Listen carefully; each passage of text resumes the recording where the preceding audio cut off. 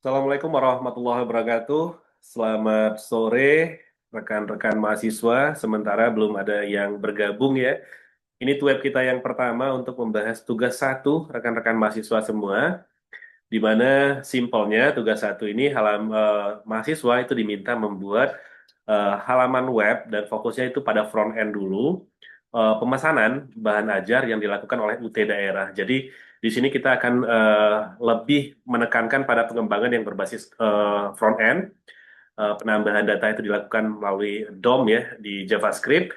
Jadi belum melakukan penyimpanan permanen dengan menggunakan database seperti MySQL dan lain sebagainya. Nah, sembari menunggu, kita coba tunggu dulu karena memang di LMS itu sudah kita jadwalkan. Kita akan memulai webnya melalui link Zoom yang sudah kita sematkan di Learning Management System itu pukul 15.30 waktu Indonesia bagian Barat. Mudah-mudahan tidak ada terkendala ya mahasiswa semua dalam eh, mengerjakan tugas satunya. Karena memang materi yang diberikan di Learning Management System itu sudah sangat lengkap sekali, sudah sangat cukup membantu harusnya dalam pengerjaan tugas-tugasnya mahasiswa. Baik, sembari menunggu mahasiswa, saya izin off cam sebentar dan terus memantau apakah nanti akan ada peserta yang bergabung atau belum.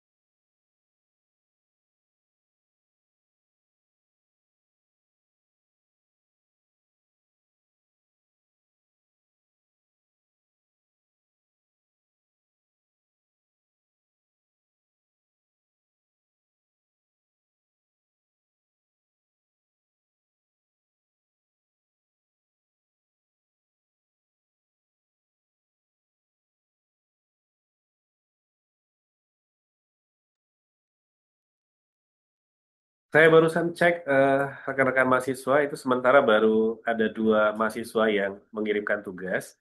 Nah, di kesempatan web ini kita akan coba lihat ya seperti apa tugasnya sebelum nanti kita nilai. Dan di sini juga sebenarnya udah jelas ya apa saja yang harus teman-teman atau rekan mahasiswa kerjakan. Eh, jadi secara garis besar kita itu kerjanya di tugas ini itu kutatnya di HTML, CSS dan juga DOM-nya JavaScript ya. Tujuan dari tugas praktikum ini secara garis besar itu mahasiswa mampu mengimplementasikan konsep fundamental dari HTML, CSS dan juga JavaScript DOM untuk membangun antarmuka dan alur interaktif dari aplikasi pemesanan bahan ajar Sita untuk sistem kebutuhan proses pemesanan dan distribusi bahan ajar UT. Jadi ini semacam simulasi eh, proses pemesanan bahan ajar Sita dan kita fokusnya itu pada sisi front end-nya saja terlebih dahulu. Nah, di tugas praktik satu ini ada tiga indikator ya, rekan-rekan mahasiswa untuk menilai hasil belajar dari rekan-rekan semua. Pertama itu, mahasiswa dapat merancang struktur HTML yang semantik dan valid.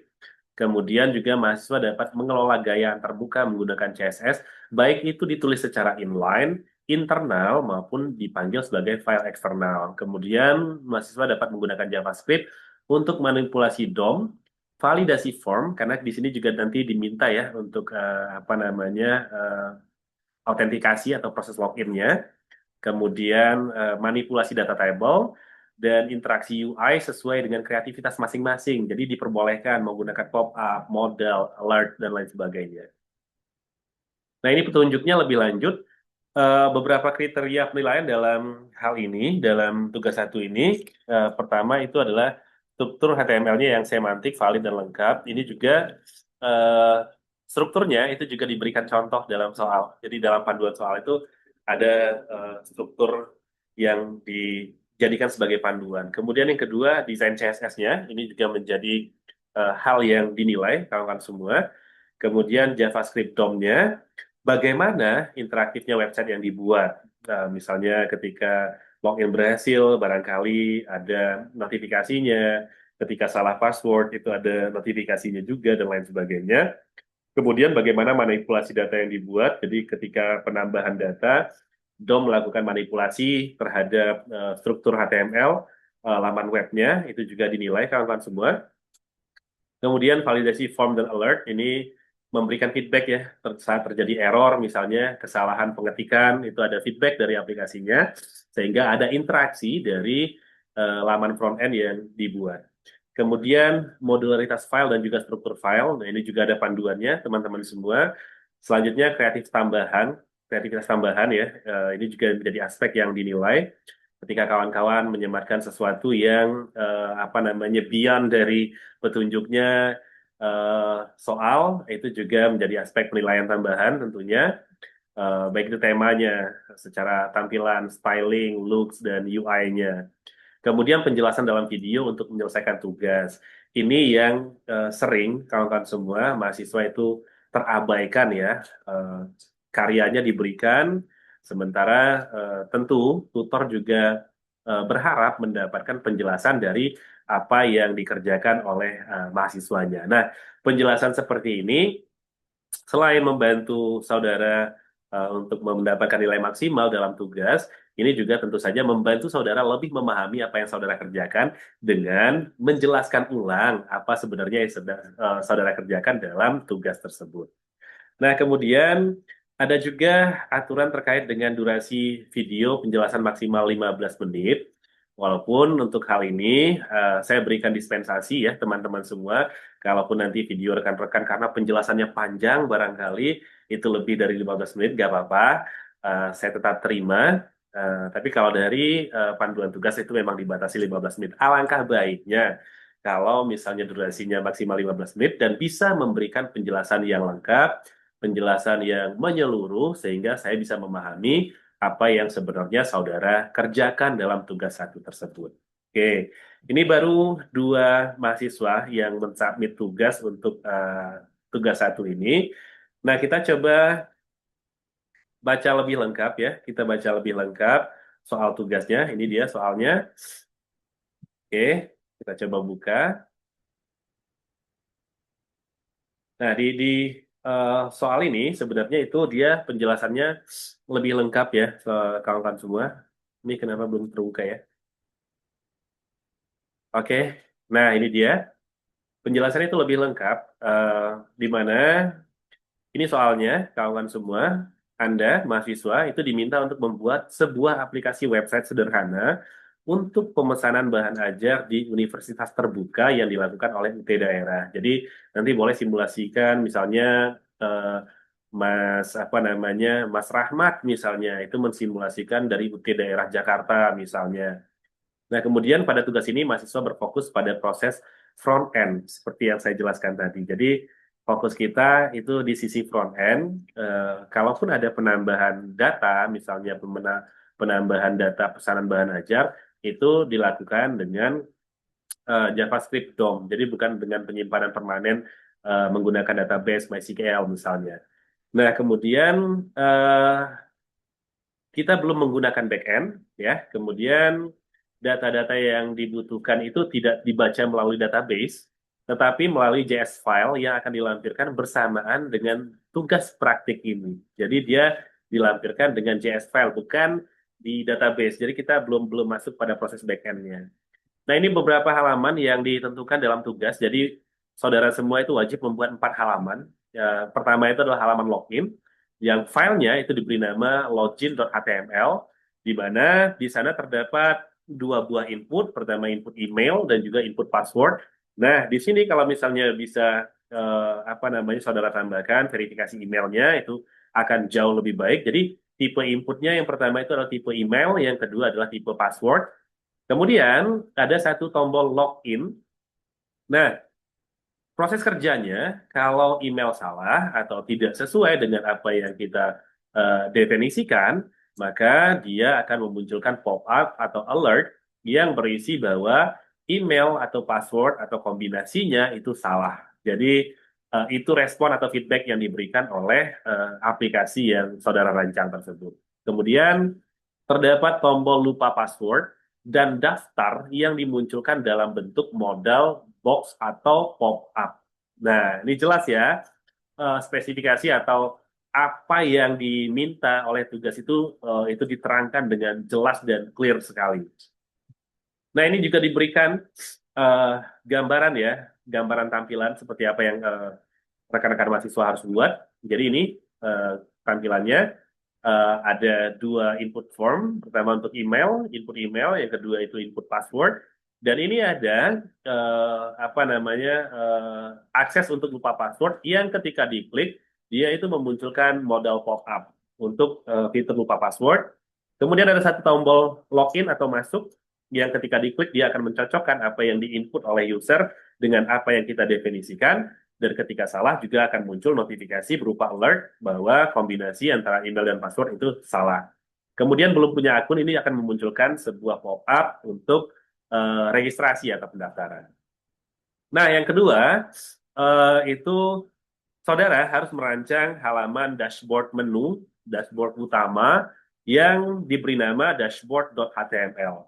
Nah, menu utama ini terdiri atas tombol navigasi ke, jadi ada beberapa tombol navigasi, pertama ke informasi bahan ajar, kedua ke tracking pengiriman, ketiga itu ke laporan, dan di dalamnya ada submenu untuk monitoring proses DO bahan ajar, kemudian submenu rekap bahan ajar, kemudian ada navigasi histori transaksi bahan ajar. Nah, tampilkan greeting berdasarkan waktu local time. Jadi, misal ketika user mengakses aplikasi itu jam 11 pagi misalnya ya, misalnya ditetapkan sebelum jam 12 itu kita sapaannya pagi, kemudian eh, 12 sampai jam 3 misalnya itu sapanya siang misalnya, ya, jam 3 sore ke bawahnya itu sapanya sore. Ini juga bisa didefinisikan misalnya sapanya malam dan lain sebagainya. Nanti masalah apa namanya pembagian termin waktunya itu silakan ditentukan oleh kawan-kawan semua. Nah, ini juga diberikan contoh ya, contoh seperti apa yang dimaksud dengan menu navigasi yang harus ada di dashboard.html. Ini bentuknya informasi bahan ajar, satu menu navigasi, tracking pengiriman, satu menu navigasi, kemudian laporan yang di dalamnya ada submenu monitoring progress DU bahan ajar, kemudian juga submenu rekap bahan ajar, kemudian ada juga menu navigasi history transaksi bahan ajar. Jadi ini gambarannya. Kalau saudara bisa buat tampilan yang jauh lebih menarik, nah itu tentu juga akan jauh lebih bagus juga dan menambah nilai saudara tentunya. Oke, apa aja yang perlu ada di dashboard HTML? Nah, selain menu navigasi tadi, dia juga harus ada form input untuk mengetikkan atau memasukkan nomor DO atau nomor delivery order. Nah, kemudian ada satu tombol cari yang ketika tombol tersebut ditekan, maka akan memunculkan nama mahasiswanya, kemudian status pengiriman itu dapat disimulasikan dengan progress bar misalnya, warna, tabel atau list sesuai dengan kemampuan dan kreativitas teman-teman. Semakin komplit dia, semakin bagus, semakin informatif, tentu saya juga tidak akan sungkan-sungkan untuk memberikan nilai yang lebih baik dan lebih maksimal. Nah, kemudian detail ekspedisinya, tanggal kirim, jenis paket, dan total pembayaran. Nah, berikut juga contoh yang diberikan tampilan atau isi yang ada pada dashboard HTML. Ini input form input untuk memasukkan nomor DO-nya. Nah, di sini ada satu tombol untuk klik lacak yang ketika diklik dia akan memunculkan data-data seperti berikut: nama mahasiswa, kemudian progresnya, dan lain sebagainya.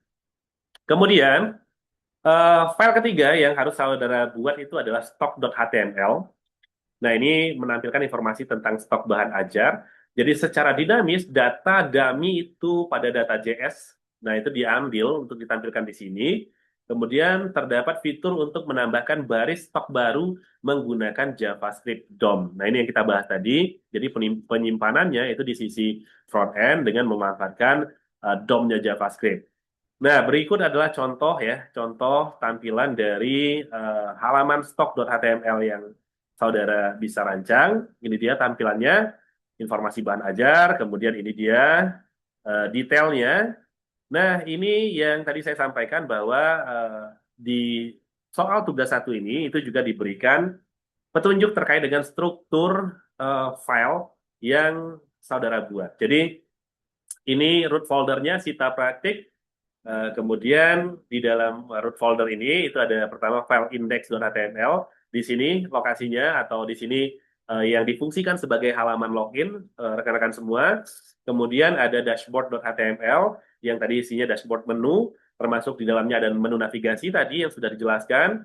Kemudian ada tracking.html, stock.html. Jadi ini 4 file wajib yang saudara-saudara semua harus buat dalam praktik ini. Nah, kemudian ada CSS folder yang di dalamnya ada file style.css yang nantinya bisa digunakan untuk mengatur tampilan, layout, dan UI dari aplikasi yang kita buat ini atau aplikasi web yang kita buat ini.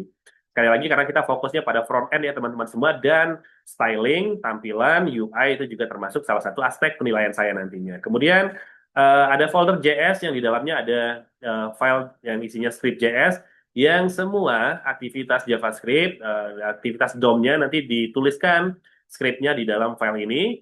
Kemudian ada satu folder lagi namanya assets ya. Ya di dalamnya bisa saudara isi logo UT misalnya untuk mempercantik tampilan dan gambar-gambar lain yang dibutuhkan untuk menyelesaikan tugas ini.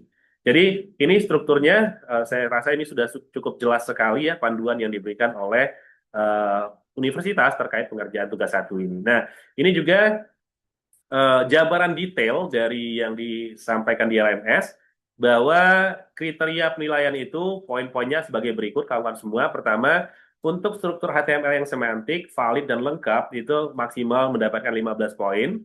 Kemudian desain CSS-nya, tampilannya itu maksimal mendapatkan 15 poin juga. Kemudian JavaScript DOM, bagaimana interaksi website, kemudian bagaimana alert dimunculkan, bagaimana penambahan datanya, bagaimana manipulasi pada struktur HTML, itu bisa maksimal 25 poin. Ini karena memang fokus utama dari tugas satu itu adalah di pengelolaan DOM-nya. Jadi itu kenapa poinnya ini yang paling tinggi. Kemudian validasi form dan alert itu menyediakan feedback saat error, ketika password salah misalnya itu maksimal mendapatkan 15 poin. Modularitas file dan juga struktur file itu mendapatkan 5 poin. Selanjutnya, kreativitas tambahan di temanya, di tampilan, penggunaan font, dan lain sebagainya, itu 10 poin. Nah, penjelasan dalam video saat menyelesaikan tugas, kemudian bagaimana pendekatan yang dilakukan, kemudian apa saja yang perintah-perintah yang ada dalam kode yang dituliskan, itu dijelaskan dalam video, nah itu juga mendapatkan maksimal 15 poin. Nah, durasi video penjelasan maksimal 15 menit, dan saya sudah sampaikan, kalaupun nantinya saudara kesulitan untuk menjelaskan apa yang saudara kerjakan dalam 15 menit, itu nggak apa-apa, saya kasih dispensasi. Yang penting, saudara dapat menjelaskan apa yang saudara kerjakan dalam tugas satu tersebut. Nah, begitu kira-kira saudara-saudara semua, rekan-rekan mahasiswa, yang akan kita kerjakan, yang akan kita buat dalam tugas satu ini. Jadi kalau misal kita bisa simpulkan dalam bahasa yang lebih sederhana, yang akan saudara kerjakan dalam tugas satu ini adalah bagaimana mendesain sebuah aplikasi berbasis web yang kita fokus kerjanya di front end aja, belum cerita database kitanya, di mana kita membuat aplikasi ini fungsinya itu untuk simulasi pemesanan bahan ajar, mulai dari proses pemesanan, kemudian sampai tracking, sampai juga stok bahan ajar itu dia bekerja secara baik. Nah, begitu kira-kira rekan-rekan semua dan saya perlu ingatkan bahwa deadline untuk tugas satu ini sampai tanggal 11 Mei. Artinya sekarang tanggal 8 Mei, kira-kira sekitar 3 hari lagi deadline untuk tugas satu itu akan datang. Dan tentu saya berharap saudara bisa mengerjakan lebih awal, karena kalau misalnya dikerjakan lebih awal, saya juga bisa, kalau misalnya ada hal yang kurang tepat atau hal yang keliru, itu saya juga bisa perbaiki, dan saudara juga masih punya waktu untuk memperbaiki kalau misalnya ada kesalahan atau ada hal yang kurang tepat. Nah, begitu kira-kira rekan-rekan mahasiswa semua, saudara-saudari yang saya hormati, yang saya banggakan, sudah kurang lebih 20 menit ya. Kita menunggu, tadi kita mulai di 15.30, sekarang 15.51. Sepertinya masih belum ada mahasiswa yang bergabung dalam eh, apa namanya web kita di sore hari ini. Baik kawan-kawan semua, video ini akan saya record, kemudian nanti akan saya upload di Learning Management System. Tujuannya untuk saudara yang belum bisa bergabung pada web 1 di sore hari ini, nanti bisa menonton video ini untuk mendapatkan panduan, untuk mendapatkan penjelasan lebih lengkap terkait apa yang harus dikerjakan di tugas 1 ini. Harapan saya, saudara-saudara semua, itu bisa mengerjakan tugas 1 ini dengan maksimal, dengan on time, kalau bisa lebih cepat dari deadline, sehingga kalau misalnya ada kesalahan atau hal yang perlu diperbaiki, saya bisa periksa, saya bisa beritahu, dan saudara juga bisa melakukan perbaikan. Kalau ada kendala atau pertanyaan, kawan-kawan semua, saudara semua, silakan tanyakan lewat Learning Management System, lewat fitur chatnya tentunya, dan insya Allah saya akan respon, saya akan balas secepatnya yang saya bisa. Oke. Sekian dulu kawan-kawan semua, karena saya pikir sudah 22 menit juga, belum ada tanda-tanda yang akan bergabung dari mahasiswa semua. Setelah ini, boleh gunakan fitur chat ya untuk mengontak saya, atau kalau misalnya memang dibutuhkan, kita bisa buat grup WhatsApp atau Telegram untuk memudahkan komunikasi di antara kita. Sekian dari saya, kawan-kawan semua, semoga jelas dengan apa yang saya jabarkan, dengan apa yang saya coba ulas kembali terkait dengan petunjuk pengerjaan tugas 1. Ditunggu 3 hari lagi, ini tanggal 8 Mei, deadline-nya itu 11 Mei, kawan-kawan semua. Dan saya percaya saudara semua bisa mengerjakan tugas ini dengan baik dan dengan lancar tentunya. Baik, sekian dulu saya tutup. Assalamualaikum warahmatullahi wabarakatuh.